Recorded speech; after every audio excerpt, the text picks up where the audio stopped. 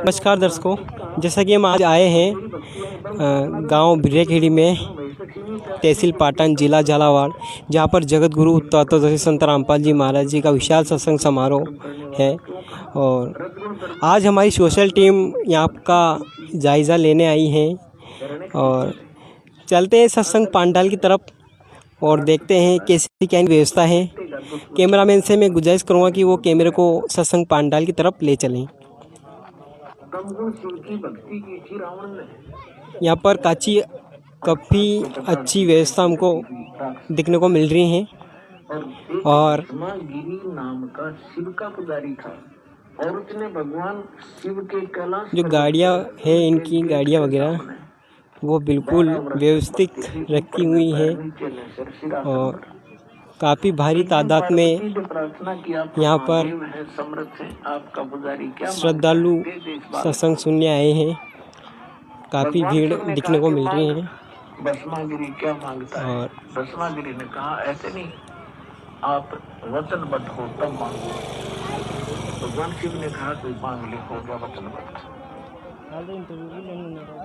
भस्मागिरी ने कहा कि आप मुझे अपना भस्म। काफ़ी अच्छी यहाँ पर जो व्यवस्था है, एक ऐसा कड़ा था, बिल्कुल शांतिपूर्वक यहाँ पर श्रद्धालु सत्संग सुन रहे हैं। और जो संत जी का सत्संग LED का माध्यम से दिखाए जा रहे हैं और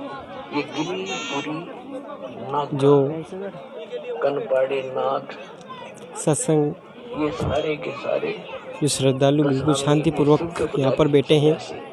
और भगवान शिव ने सोचा कि जंगल में रहता है, अपने बचाव के लिए बिल्कुल व्यवस्थित श्रद्धालु बैठे हैं। भोलेनाथ ने अब जो ही भस्मागिरी के हाथ में भस्मकड़ा आ गया, उसी समय आंख बदल गया और हंसा न ठाका मार के ले होले शंकर होशियार, तुझे मारूंगा, तुझे भस्म करूंगा और पार्वती को अपनी पत्नी बनाऊंगा। मैं इसी उद्देश्य से साधना कर रहा था।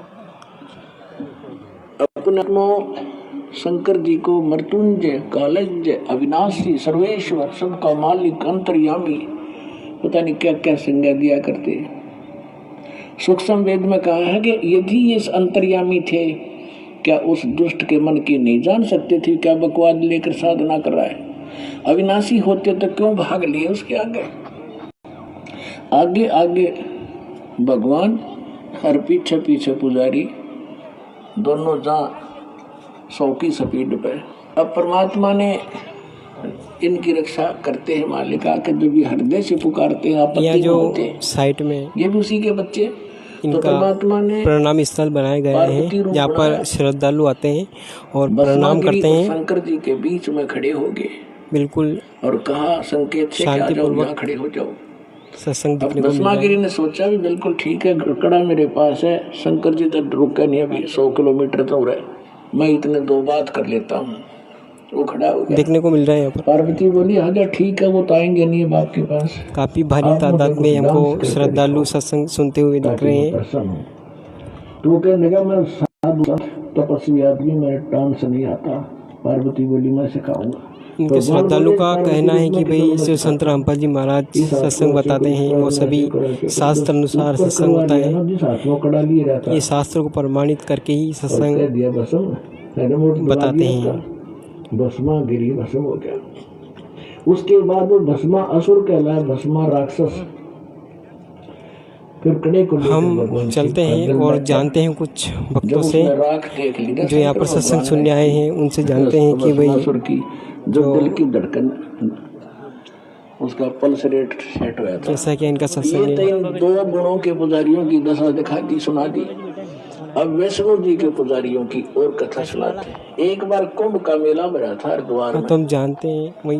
उस समय ये सभी गिरिपुरी जितने भी त्रिगुण उपासक है, अपने अपने ग्रुप में जाकर वहाँ इकट्ठे हो जाते हैं। पुरियों में पुरी, गिरियों में गिरी, नाथों में नाथ, ओगड़ों में ओगड़, नागाओं में नागा, वैष्णो में वैष्णो। और जो नहाने का ये समय निर्धारित करते हैं हर की और जानते हैं इनसे कैसा क्या इनका सत्संग है। ये मन गणन का है। फिर भी उस अनुसार वो उस नहाने के लिए सबसे पहले नागा पहुंच गए हर की पैड़ी को। नमस्कार सर। साहब तो विष्णु जी के उपासक शतुघ्न के। कहाँ से आए हो आप? साहब जी, सर साहब कहाँ से? भगत जी मैं हम सर्वश्रेष्ठ पचपाड़ तहसील से आया हूँ, गुड़ा गांव से। हम भगवान अच्छा, आप यहाँ सत्संग सुनने आए हो? क्या जी, क्या क्या क्या कहना चाहोगे? कहना क्या चाहेंगे, सत्संग करेंगे तो कहीं पे भी हो हम चले जाते हैं, चाहे कहीं पे भी हो सत्संग हम चले जाते हैं, चाहे 100 किलोमीटर हो, 50 किलोमीटर हो या फिर 10 किलोमीटर के दायरे में हो, क्योंकि सत्संग में जाने से क्या है कि हम सबसे पहले परमात्मा के प्रति अपनी आस्था और बढ़ती है। साधुओं ने कहा अगर हम सत्संग नहीं जाएंगे तो हमें थोड़ा बहुत जो ज्ञान होगा वो भी धीरे धीरे मतलब अपन बाहर जो संसार के तरीके में रहते हैं, रहन सहन में रहते हैं, तो उसका प्रभाव पड़ के अपन हम वापस उसमें आ जाते हैं। अब इतने तो सत्संग में गंगा का मैं सबसे बड़ा सौभाग्य समझता हूँ कि मैं यहाँ आया आज। जी पर भी खत्म हुआ कि अच्छा, तो मतलब जो युवा पीढ़ी है हाँ जी, उनको आप क्या बोलना चाहोगे, उनको क्या संदेश देना चाहोगे आप सत्संग के बारे में? देखो भगत जी, युवा पीढ़ी के बारे में मैं यही कहना चाहूँगा कि आज का युवा पढ़ा लिखा है और अपन पढ़े लिखे होकर भी अंधविश्वास में पड़े हैं। ये हमारे लिए सबसे बड़ी विडंबना है। और सबसे बड़ी चीज़ तो अपन ने वेद में कहा है शास्त्र, गीता, 4 वेद, 6 शास्त्र, 18 पुराण, इनको पढ़कर अगर इनको पढ़ा, सबसे पहले तो इनको पढ़ना पड़ेगा। इनको पढ़ने के बाद में अपन को यह देखना होगा कि सच क्या है और झूठ क्या है। आखिर रामपाल जी महाराज किए क्या रहे हैं, क्यों इतने लोग रामपाल जी महाराज से नाम दीक्षा ले रहे हैं, रोजाना सत्संग चल रहे हैं और टीवी चैनल पे सत्संग चल रहे हैं, सोशल मीडिया पे रामपाल जी महाराज का तेल का है, यूट्यूब, ट्विटर, फेसबुक और जितने भी अपने social media, share chat, Instagram, इन पे रामपाल जी महाराज का तेल का मचा हुआ है। तो कहीं ना कहीं अपन को यह जानना है कि आखिर है क्या है, ऐसा है क्या है। तो इतने लोग ये मतलब रामपाल जी महाराज को फॉलो कर रहे हैं। तो मैं तो ये कहना चाहूँगा और भी कि जितने भी लोग हैं एक बार सच को जानने की कोशिश करें, क्योंकि सच्चाई क्या है और झूठ क्या है। आखिर रामपाल जी महाराज के अनुयायी ना तो नशा करते हैं, ना ही कोई दहेज लेते हैं, ना ही कोई दहेज देते हैं।